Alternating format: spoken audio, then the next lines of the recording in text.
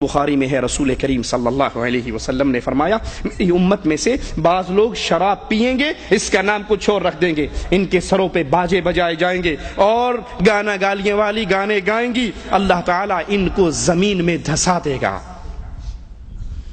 وہ پرانی بات ہوئی، قوالی گایا کرتے تھے، آج باقاعدہ فلم میں کام کرنے والی بدکار عورتیں لال شہباز قلندر کی قوالیاں گاتی ہیں، نصرت فتح علی خان کی قوالیوں کو لڑکیوں نے گانا شروع، ان کی سیڑھیاں دھڑا دھڑ بک رہی ہے۔ یہی اللہ کے نبی صلی اللہ علیہ وسلم نے فرمایا تھا ان کے سروں پر باجے بجیں گے، گانے گانیے والی گانے گائیں گی، ان کا انجام کیا ہوگا؟ اللہ ان کو زمین میں دھسا دے گا یا ان کو بندر اور سور بنا دے گا۔ قوالی میں ساز، گانے اور باجے کے بارے میں شرعی دلائل آپ نے سن لیے، مگر ماجرا ابتدا میں کیا تھا؟ قوالی کے ذریعے، خوش الحانی کے ذریعے اسلام کی دعوت کو لوگوں کے سامنے پیش کرنے کے لیے یہ راستہ کھلا تھا۔ تو اس کی حرمت اس لیے کہ اس میں گانا، ساز، ڈھول، یہ ساری چیزیں داخل ہو گئی۔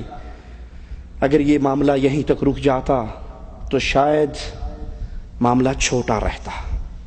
اب اس قوالی کے ذریعے اگلا قدم کیا ہوا؟ ساز، گانے، باجے تو ایک چھوٹی سی بات رہ گئی، اب اس قوالی کے ذریعے باقاعدہ کفر کی دعوت دی جاتی ہے، اسلام کی بنیادوں کو گرایا جاتا ہے، اللہ کی صفات چھین کر مردوں میں بانٹا جاتی ہے۔ آئیے قوال کی قوالی ہم آپ کو سناتے ہیں۔ وہ کہتا ہے، پھر قم باذنی کا پھر ماحول بنا سکتے ہو، میری بگڑی کو بنانے میں قباحت کیا ہے؟ آئینہ خانے میں تبدیلی بھی لا سکتے ہیں، قم باذنی کا پھر ماحول بنا سکتے ہیں، میری بگڑی کو بنانے میں قباحت کیا ہے؟ آپ گر چاہے تو مردوں کو جلا سکتے ہیں، پیروں کے پیر ہیں۔ پیر جیلانی عبد القادر، آپ قم باذنی، مردے سے کہتے تھے قم باذنی، میرے حکم سے زندہ ہو جا، لا حول ولا قوت الا باللہ۔ عیسیٰ علیہ السلام کو اللہ نے معجزہ دیا تھا اور وہ کیا کہا کرتے تھے؟ قم باذن اللہ، اللہ کے حکم سے کھڑا ہو۔ وہ کہتے ہیں یہ تو عیسیٰ کا معجزہ تھا نا، ہمارے پیر صاحب تو بہت تکڑے ہیں، ان سے بھی۔ قم باذنی کا پھر ماحول بنا سکتے ہو، میری بگڑی کو بنانے میں قباحت کیا ہے؟ آپ تو چاہیں مردوں کو جلا سکتے ہیں، مردوں کو چاہیں زندہ کر دیں، قم باذنی کہیں اور قبر سے سارے مردے کھڑے ہو جائیں۔ پیروں کے پیر ہیں، روشن ضمیر ہیں، بغداد والے حضرت سب کے دستگیر ہیں۔ اگر قوالی میں معاملہ گانے، ساز، باجوں کا رہتا، ڈھول کا رہتا تو ایک چھوٹا ماجرا تھا، اب تو یہ قوالی۔ مجھے یاد ہے ایک دفعہ پاکستان میں سفر کر رہا تو اس نے گانے لگائے ہوئے، تو میں نے کہا بھائی اللہ سے ڈرو، یہ گانے حرام ہے، بند کر دیجیے۔ تو اس نے میرے کو دیکھا، اچھا مولوی صاحب، اس نے فوراً گانے بند کر کے نصرت فتح علی خان کی قوالی لگا دی۔ میں نے کہا بھائی بات سنو، دوبارہ گانے لگا دو، اس قوالی کو بند کر کے دوبارہ گانے لگا دو۔ مولوی صاحب آپ کہہ رہے ہو گانے لگا دو؟ میں نے کہا ہاں، وہ جو گانے تھے نا وہ گناہ تھا، اب جو تم نے لگایا ہے یہ کفر اور شرک ہے، اس کو سننے سے انسان کا ایمان برباد ہو جائے گا اگر وہ راضی ہو جائے اور اگر اس پہ خاموش رہے اور اس کے خلاف اس کے دل میں نفرت نہ آئے۔ یہ تو کفر تم نے لگایا، یہ تو میرے رب کو گالیاں دینے والا ہے۔ آئے گی اس کی قوالیوں کا ذکر، آگے آئے گا۔ تو اس قوالی کو دین کے نام پہ پیش کیا جاتا ہے جس میں اللہ کی توحید پہ وار ہوتے ہیں اور اللہ کی صفات کو پیروں فقیروں میں بانٹا جاتا ہے۔ پیروں کے پیر ہیں، روشن ضمیر ہیں، بغداد والے حضرت سب کے دستگیر ہیں، یہ سب کی مشکل کشائی کرنے والے ہیں۔ اب سوچئے، بقول قوال پیر عبد القادر جیلانی قم باذنی کہہ کے مردوں کو زندہ کرتے ہیں۔ آئیے ایک طرف قوالیوں کو رکھیے، ایک طرف عرش والے رب کے کلام کو رکھیے، ایک طرف مشرکین کے سماع کو رکھیے اور ایک طرف اہل ایمان کے سماع کو رکھیے۔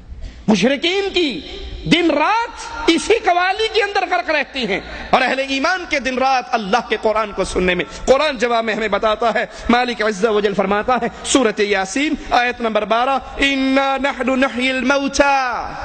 قوال کہتا ہے اے پیرانے پیر، قم باذنی کہہ کر پھر آپ ماحول وہی بنا سکتے ہو مردوں کو زندہ کرنے کا، لیکن قرآن ہمیں خبر دیتا ہے نحن نحیی الموتى، اے لوگوں یاد کر لو، اللہ فرما رہا ہے مردوں کو ہم زندہ کرنے والے ہیں۔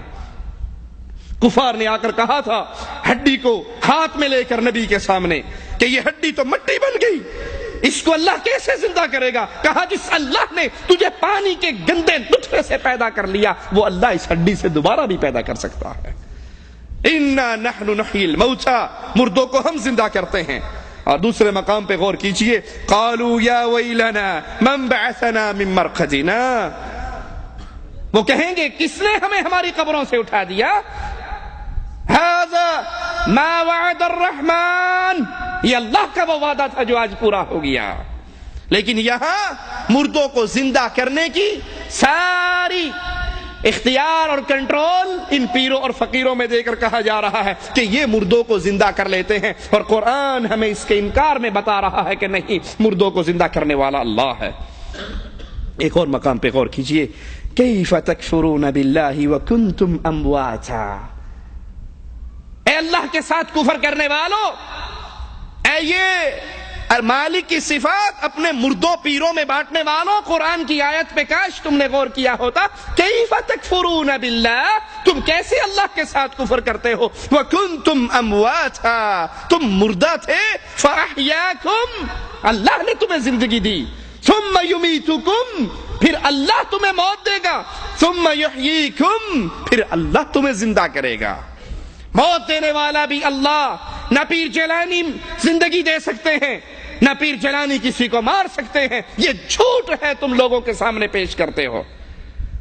کہا جی آپ نے نہیں ماننا، وہ جو ہمارے پیر صاحب تھے نا اسلام آباد والے، گولڈے والی سرکار، وہ گولڈے والی سرکار گولڈا اسٹیشن پر آئے تھے، ایئر گن ان کے ہاتھ میں تھی، ایئر گن انگریز کے ہاتھ میں تھی، تسبیح پیر صاحب کے ہاتھ میں تھی۔ پیر صاحب نے پوچھا اس انگریز سے یہ گن کیا کرتی ہے؟ اس نے لوڈ کیا، چھرا ڈالا، اوپر پرندہ بیٹھا تھا، نشانہ لیا، مارا، نیچے گرا، مر گیا۔ انگریز نے پوچھا یہ تسبیح کیا کام کرتی ہے؟ ٹرانسلیٹر تو تھا وہاں پہ کیا؟ اس انگریز کو پنجابی کس نے سکھائی؟ پنجابی کو انگریزی کس نے سکھائی؟ خیر چھوڑو اس کو۔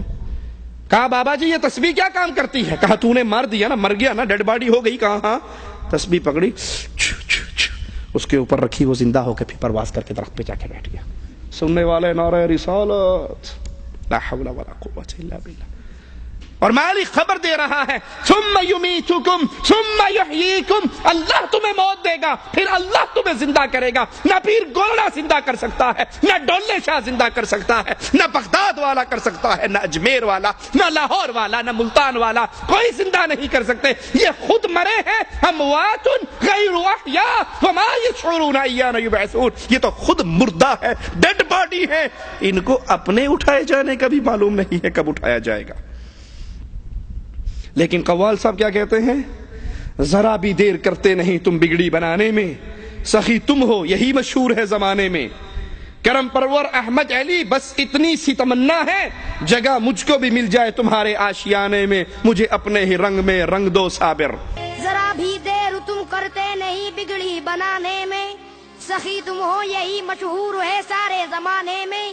کرم پرور علی احمد، بس اتنی سی تمنا ہے جگہ مجھ کو بھی مل جائے تمہارے شامیانے میں، مجھے اپنے ہی رنگ میں رنگ دو صابر۔ کہ تم کرم کرنے والے ہو صابر، تم بگڑی بنانے والے ہو، جو بگڑ جائے تم بنا دیتے ہو۔ کسی کی قسمت خراب ہو تم اس کی ٹھیک کر دیتے ہو، کسی کی قسمت میں اولاد نہیں ہے تو تم عطا کر دیتے ہو۔ اس قوال کے ان کفریہ جملوں کو سامنے رکھیے اور عرش والے کے کلام کو سنیے۔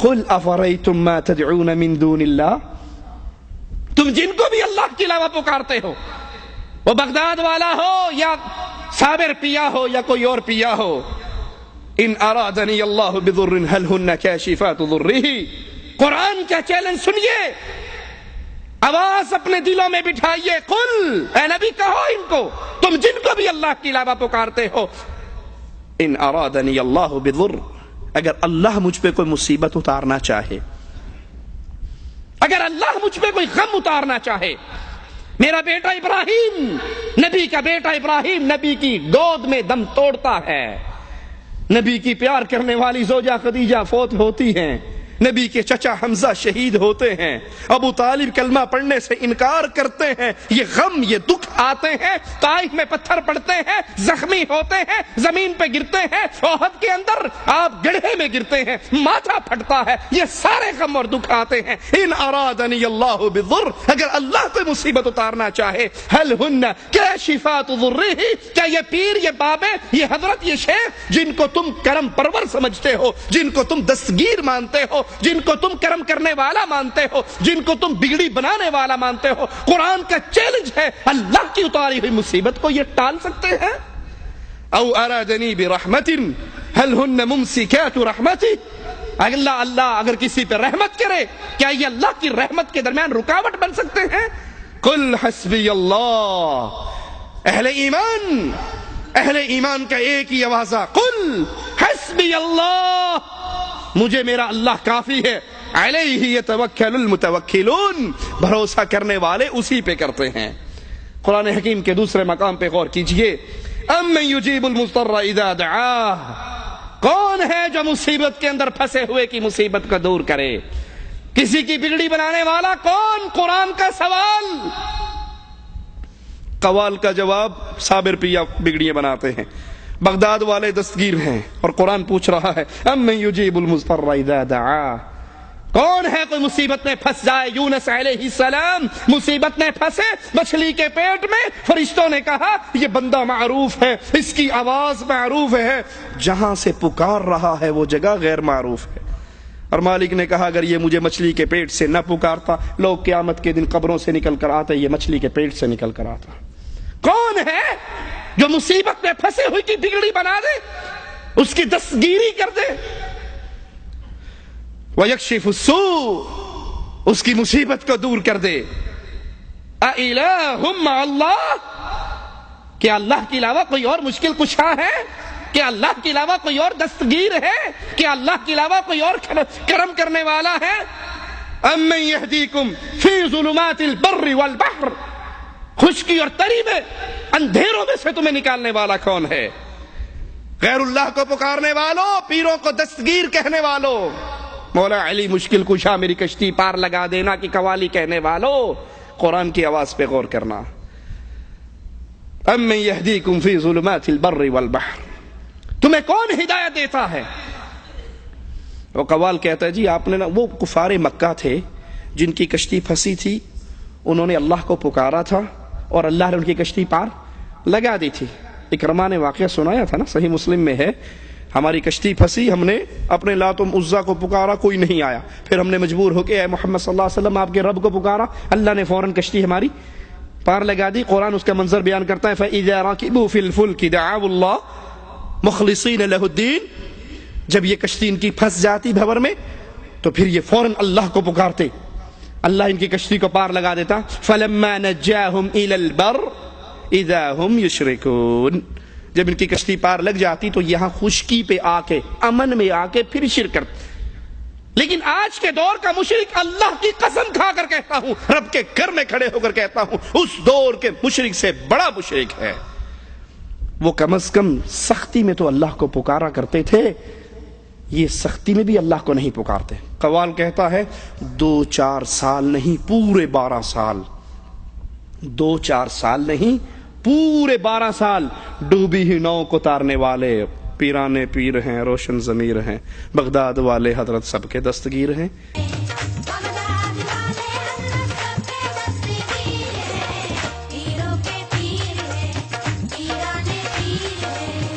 آپ فیضان نبوت ہے لٹانے والے، سب کے دکھ درد میں ہر وقت کام آنے والے، 1-2 سال نہیں پورے 12 سال کے بعد ناؤ ڈوبی ہوئی بڑھیا کی ترانے والے، یہ 12 سال تک ڈوبی رہی، 12 سال کے بعد پیر صاحب نے اس کو پار لگا دیا۔ جو 12 سال پانی میں زندہ رہی، کچھوے کی اولاد تھی یا مچھلی کی اولاد تھی؟ آدم کا بیٹا تو 12 منٹ نہیں زندہ رہ سکتا، پانی سانس لے گا، پیٹ میں پانی جائے گا، مر کے اوپر آ جائے گا۔ یہ کس کی اولاد تھی جو 12 سال تک زندہ رہی؟ لا حول ولا قوت الا باللہ۔ مالک ان سے پھر پوچھتا ہے کون ہے تمہیں اندھیروں کے اندر، خشکی کے اندر، تری کے اندر راستہ دکھانے والا؟ اِلَٰهٌ مَّعَ اللَّهِ، کہ اللہ کے علاوہ کوئی اور ہے؟